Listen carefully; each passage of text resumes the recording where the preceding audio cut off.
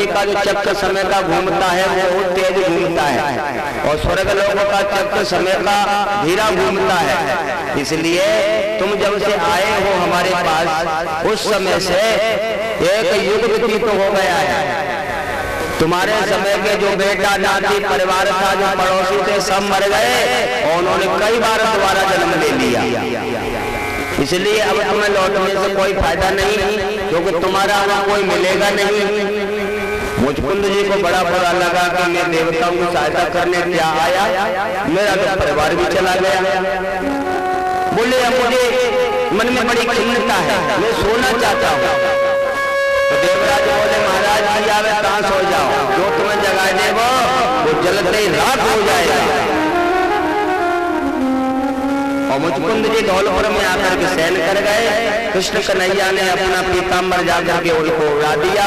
काले मन ने सोचा कि मुझको भगा भगा कर यहाँ तक ले आया और चैन से सो रहा है।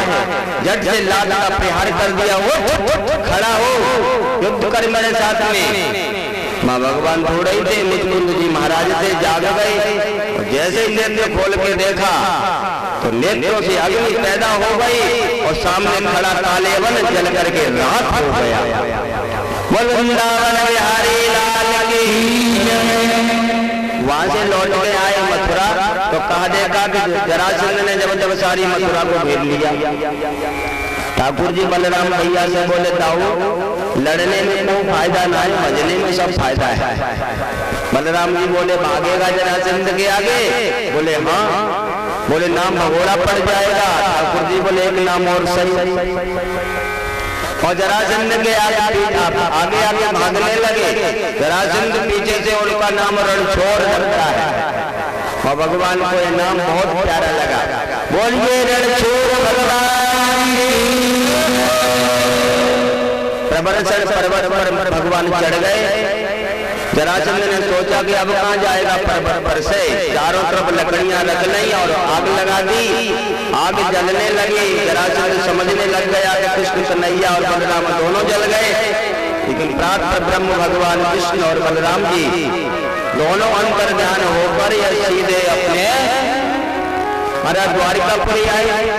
पहले से निर्माण हो चुका था, अब भगवान द्वारिकाधीश के नाम से जाने जाते हैं।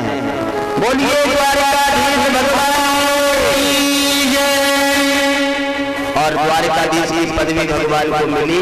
द्वारिका में भगवान का सुंदर विवाह जगत जननी माता मैया रुक्मिणी के साथ हुआ। यह जगत जननी माता रामावतार में जो सीता जी के रूप में आई, वही कृष्ण अवतार में रुक्मिणी के रूप में आई। परमात्मा का यह सुंदर विवाह ये रोज होता नहीं है। केवल भक्तों की इच्छा के लिए, भक्तों की भावनाओं को पूरा करने के लिए भगवान विवाह की लीला करते हैं। ये साधारण विवाह की लीला नहीं है जिसको गाया जाए, कहा जाए। अगर ये साधारण मानव की या साधारण व्यक्ति के जीवन की विवाह की कथा होती तो सुखदेव आचार्य इस कथा को कहते ही नहीं, क्योंकि महात्मा लोग कभी विवाह में इतनी रुचि नहीं रखते, ना विवाह में जाते हैं ना बारात में जाते हैं। क्योंकि साधक लोग विवाह बारात में ज्यादा जाना पसंद नहीं करते, क्योंकि विवाह में हास्य रस और श्रृंगार रस ज्यादा होता है। यदि साधु कोई बारात में जाने लगे तो समझ लीजिए कि साधु ना ही सवार हुए, क्योंकि जब चित्त जो है ना वो श्रृंगार रस में और रसगुल्ला में अटका हुआ है। तो कोई साधु विवाह में जाना नहीं चाहता। विवाह में जाने से जितना मन नहीं बिगड़ता है, उतना विवाह की बात करने में मन ज्यादा बिगड़ता है। चार बच्चे खड़े हो बैठ जाएं और फिर विवाह की बात करें, फिर देखो महाराज ऐसी समाधि लग जाए, दिन की जाने को कौन से गुरु मंत्र को जाप कर रहे हैं, बड़े विचित्र भाव से। वृंदावन बिहारी लाल की। तो ये विवाह साधारण मानव का नहीं है, भगवान की विवाह की पावन करता है। विवाह को जानते हैं, विवाह के अर्थ भी दो होते हैं। एक तो विवाह होता है, विवाह का नाम बंधन, एक का नाम विवाह का नाम मुक्ति। दो अर्थ हैं विवाह के। एक तो विवाह का होता है जो राम सीता जी का हुआ, जो कुछ कहना नहीं पड़ता, राम जी के पीछे सीता जी का सारा जीवन है। संस्कार अपने पति की सेवा, कहना नहीं पड़ता कि तुम सेवा करो, अपनी मानवता अपना ज्ञान ही अपनी धर्म निष्ठा ही स्वयं राम जी की सेवा कर रही है। प्रेम का बंधन कोई रस्सी नहीं बांधी गई। वैसे तो विवाह में देखा होगा गठबंधन होता है, पति पत्नी को बांधा जाता है, तो एक अर्थ इसका मुक्ति है और एक दूसरा अर्थ इसका बंधन है। मुक्ति में आ गई राम जी का सीता जी का विवाह, सुते ही आत्मा से अपने पति की सेवा करना, और एक दूसरा बंधन। बंधन का मतलब रस्सी बंधन कि भाई मारो विवाह वो एक के साथ में, अब तो हमें तो सेवा करनी करनी।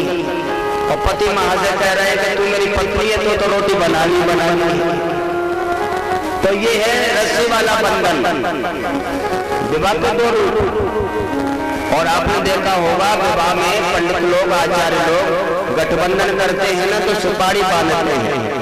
सुपारी बांधना भगवान को माध्यम में रखना, ओमकार की सुपारी जो है भगवान का रूप है। कहने का तात्पर्य है कि बात बांधते समय आचार्य लोग बटोड़ा करते हैं, तो यही भाव दर्शता है कि तुम दोनों को मिलकर भगवान की प्राप्ति करनी है। तुम दोनों को इसलिए मिलाया जा रहा है कि तुम दोनों मिलकर के भगवान को पाओ, क्योंकि एक व्यक्ति भगवान को पा नहीं सकता। यदि स्त्री और पुरुष दोनों मिल जाए तो भगवान को सहजता में प्राप्त कर जाते हैं, क्योंकि माता बहनों में वात्सल्य ज्यादा होता है और पुरुष लोगों में ज्ञान ज्यादा होता है। ज्ञान और वात्सल्य दोनों मिल जाते हैं तब भगवान की अच्छी भक्ति होती है। माता बहनें सुनते तो बहुत कम है लेकिन मानती ज्यादा है, और पुरुष वर्ग क्या करता है, सुनता बहुत ज्यादा है, सुनता बहुत है लेकिन मानता बहुत कम है। माता बहनों के अंदर देने का ज्यादा है, जब देने पर आ जाती हैं तो ये नहीं देखती कि हम कहाँ अर्पण कर रही हैं, क्योंकि उनमें वात्सल्य ज्यादा होता है। और पुरुष में विवेक ज्यादा होता है, तो विवेक और वात्सल्य दोनों मिल जाते हैं, तभी रथ जीवन का रथ बढ़िया चलता है। और जीवन का रथ बढ़िया चलता है तो जीवन का लक्ष्य क्या है, भगवान की प्राप्ति। हमारे जीवन का लक्ष्य केवल मरघट तक नहीं है, हमारा जीवन का लक्ष्य मोक्ष तक है।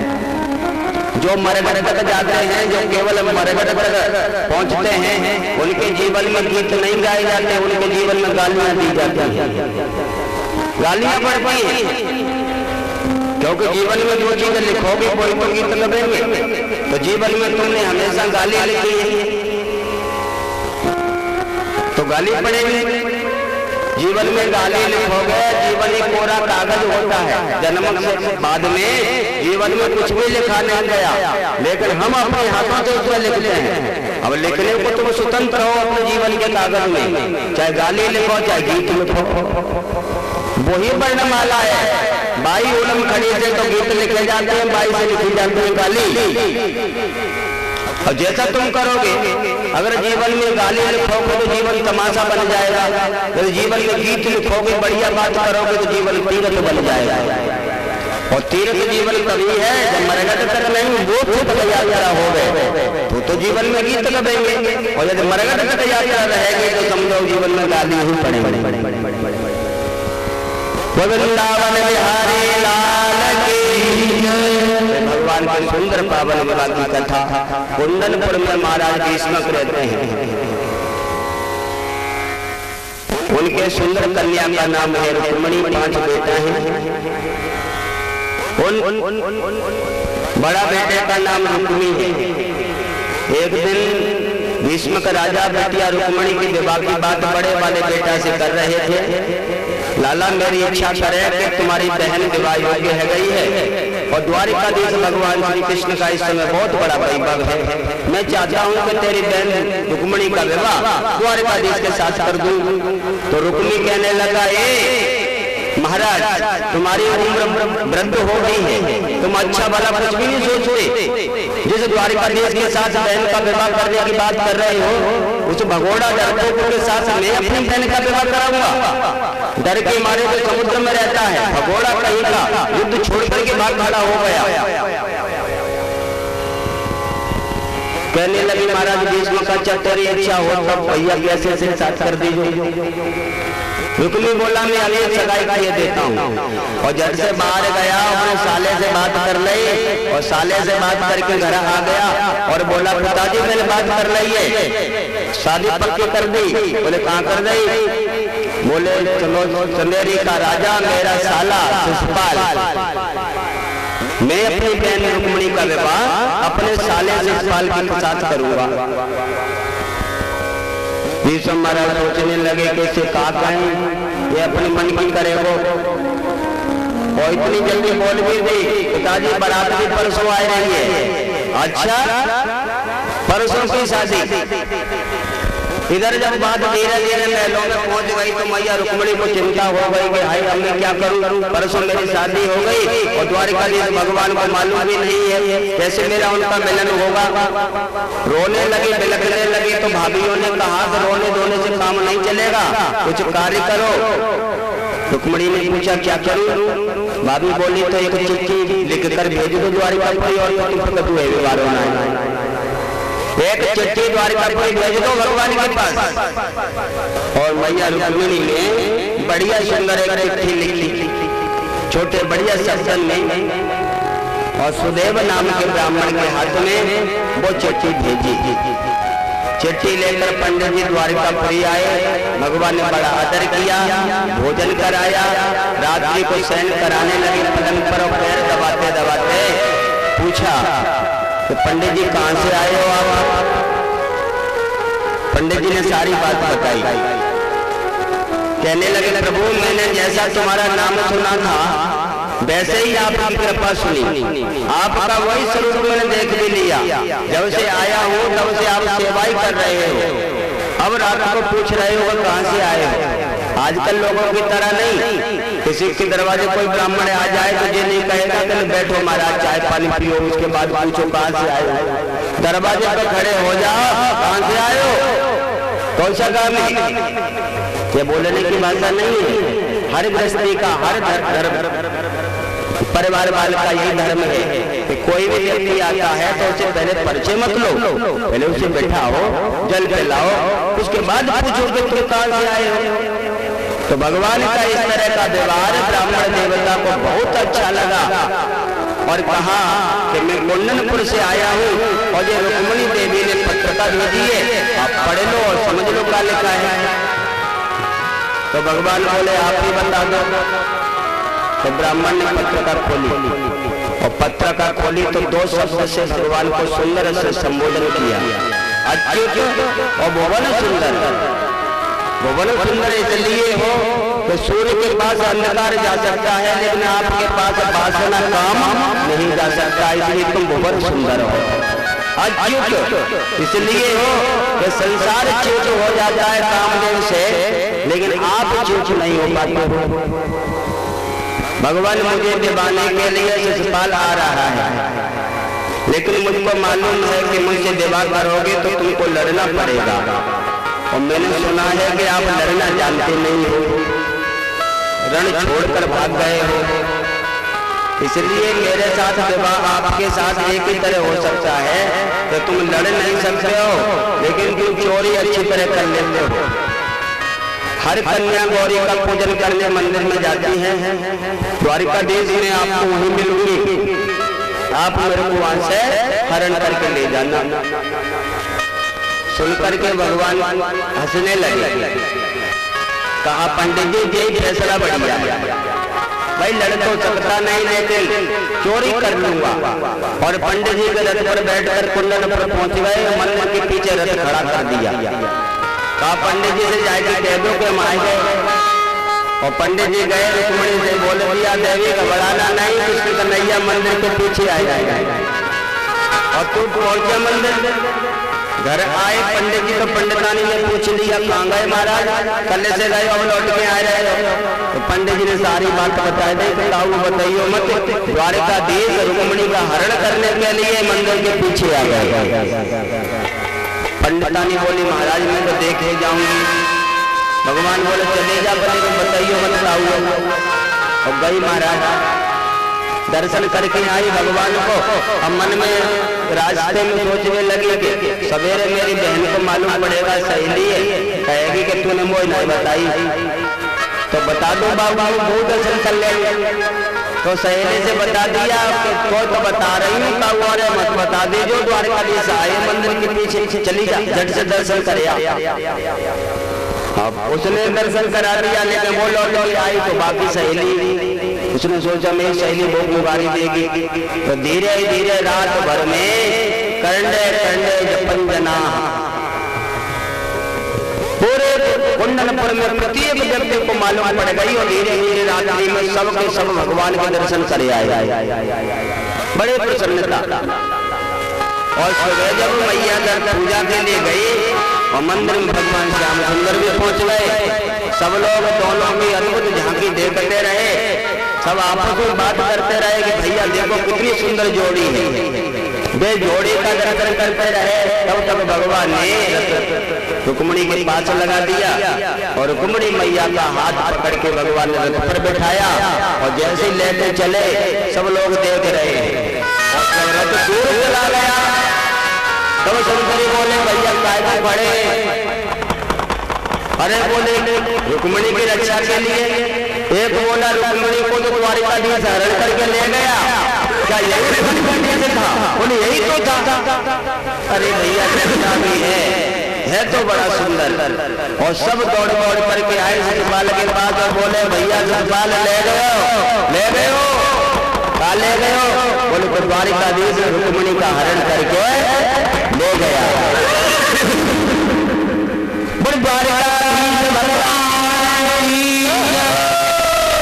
रास्ते में रुक्मिणी ने बहुत ही बड़ा युद्ध किया। भगवान ने रुक्मिणी को परास्त किया, मारने लगे। तब रुक्मिणी मैया ने विनय की और बलराम जी ने साले को छुड़वाया।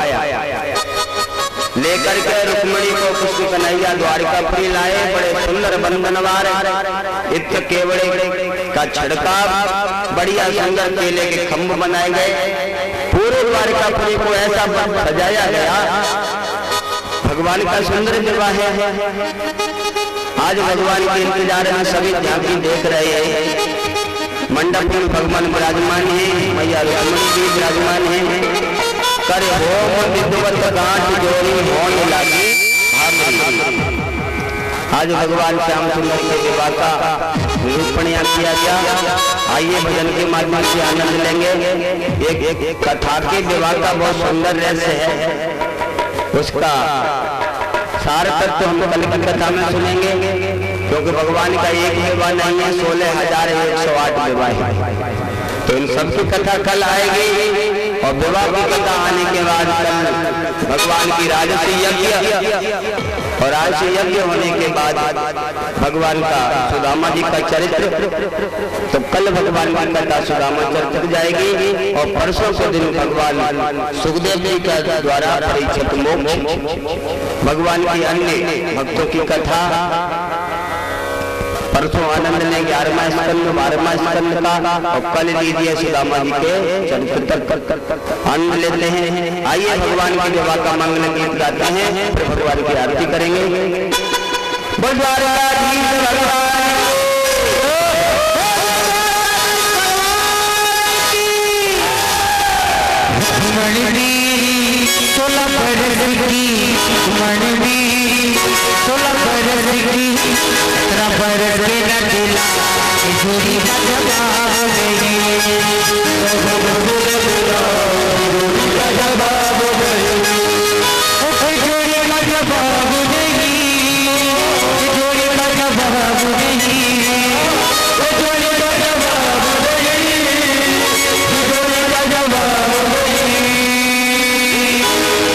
सावरिया दिला जोड़ी का जवाब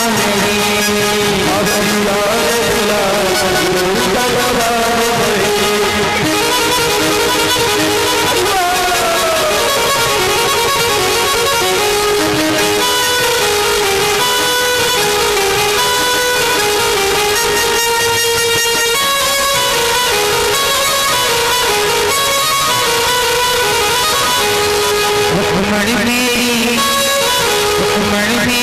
भोरी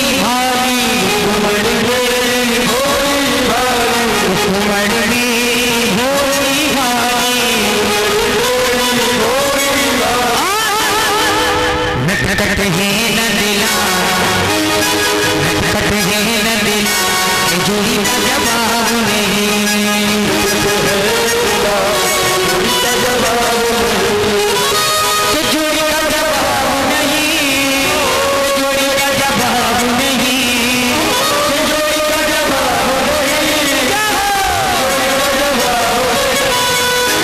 सावरिया न दिला, जोड़ी का जवाब नहीं।